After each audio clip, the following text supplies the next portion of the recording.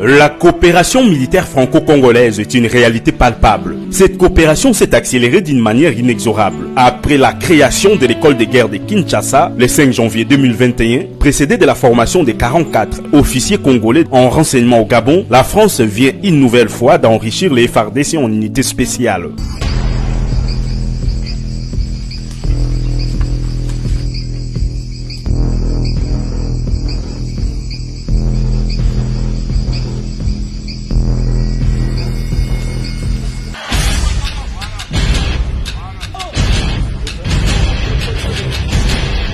Ce jeudi 9 juin 2022, un deuxième bataillon spécial de combat en jungle a été remis aux autorités militaires congolaises par la partie française, en présence de l'ambassadeur de la République française, accrédité auprès de la RDC, Bruno Aubert, du commandant des éléments français au Gabon. Le général François-Xavier Mabin a remis ce fleuron de la coopération franco-congolaise au ministre de la Défense nationale et ancien combattant, le Dr Gilbert Kabanda. Au nom de la République démocratique du Congo, le ministre de la Défense a, avant de remettre cette nouvelle unité au chef d'état-major général, magnifier la coopération militaire agissante entre les deux pays. Puis il a exhorté les récipiendaires à faire preuve de bravoure, de patriotisme et de professionnalisme sur le terrain, car le pays place espoir en se battant pour produire la paix.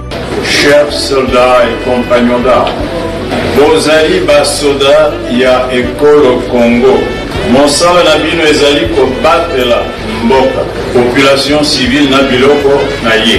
Boko kende bipai biso kobengana munguna ya mboka. Nous attendrons de vous combativité, l'agressivité et la maîtrise de la force envers l'ennemi. Avant de remettre cette unité à la disposition de la force terrestre pour un déploiement sur le terrain, le chef d'état-major général adjoint en charge des opérations et renseignements, le lieutenant-général Jean-Claude Yav Kabeï, a bien relevé que la formation subie par le 715 militaire de ces bataillons s'intègre dans la réforme dédiée à la montée en puissance des FARDC, telle que voulue par le chef de l'État et commandant suprême.